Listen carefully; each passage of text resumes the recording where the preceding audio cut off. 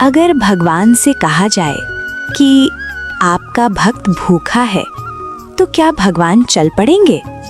अगर कहा जाए कि वो भक्त बहुत गरीब है, तो क्या भगवान अपने मंदिर से बाहर आएंगे? और अगर कहा जाए कि वो भक्त अपमानित होकर रो रहा है, तो क्या भगवान नंगे पांव अंधेरी रात में चल पड़ेंगे? पुरी में एक रात यही हुआ था। पुरी धाम की रात, पुरी जगन्नाथ धाम। रात का सन्नाटा, मंदिर के द्वार बंद, घंटियों की गूंज थम चुकी थी। पूरा नगर सो रहा था, लेकिन भगवान जगन्नाथ जाग रहे थे। उनकी विशाल आंखों में आज अद्भुत बेचैनी थी, जैसे कोई दूर से उन्हें पुकार रहा हो। गरीब भक्त। मंदिर से दूर एक टूटी हुई झोपड़ी में एक वृद्ध भक्त रहता था। नाम था दीनबंधु। ना धन था, ना परिवार, ना धर्म में अन्न। उसके पास बस भगवान जगन्नाथ का नाम था। दिन भर वो मंदिर के बाहर बैठता। कभी कोई महाप्रसाद दे देता तो वो उसे प्रसाद नहीं, भगवान का आशीर्वाद समझता।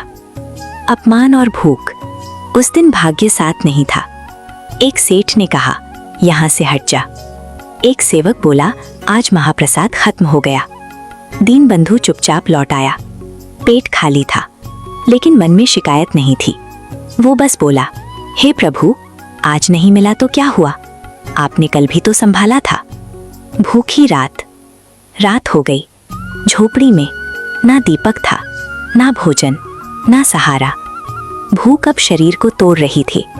दीनबंधु ने कांपते हाथ जोड़कर कहा, हे जगन्नाथ, अगर आज मेरी अंतिम बात हो तो मुझे स्वीकार कर लेना। और उसकी आंखों से आंसू बह निकले। भगवान का हृदय। उसी क्षण मंदिर के गर्भगृह में एक हल्का सा कंपन हुआ। भगवान जगन्नाथ अपने सिंहासन से उठ खड़े हुए। उन्होंने अपने चरणों के स्वर्ण आभूषण उतारे और गंभीर स्वर में बोले, जब मेरा भक्त भूखा हो तो मेरा सिंहासन किस काम का? नंगे पांव भगवान जगन्नाथ मंदिर से बाहर आए। रात गहरी थी, गलियां सुनसान थीं, पत्थर, कांटे, कंकड़। लेकिन भगवान नंगे पांव चलते रहे, क्योंकि ये यात्रा किसी राजमहल की नहीं, ये यात्रा थी एक भक्त के हृदय तक। भगवान दीनबंधु की झोपड़ी के सामने रुके। अंदर से कमजोर सांसों की आवाज आ रही थी। भगवान ने धीमे से पुकारा, दीनबंधु। दीनबंधु चौंक गया।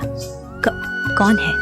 जब दीनबंधु बाहर आया तो उसके पैरों तले जमीन खिसक गई। सामने भगवान जगन्नाथ खड़े थे।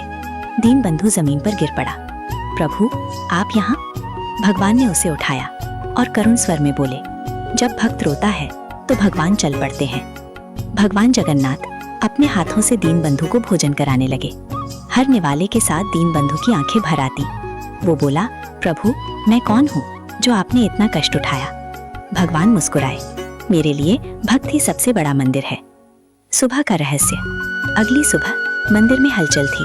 सेवकों ने देखा, भगवान के चरणों में कांटों के निशान थे। पुरी में चर्चा फैल गई और दीनबंधु की झोपड़ी दिव्य प्रकाश से भर चुकी थी। ये कहानी हमें याद दिलाती है, भगवान को पाने के लिए धन नहीं चाहिए, ऊंचा कुल नहीं चाहिए, बस सच्चा हृदय चाहिए। क्योंकि भगवान सिंहासन पर नहीं, भक्त के आंसुओं में बसते हैं। जय जगन्नाथ।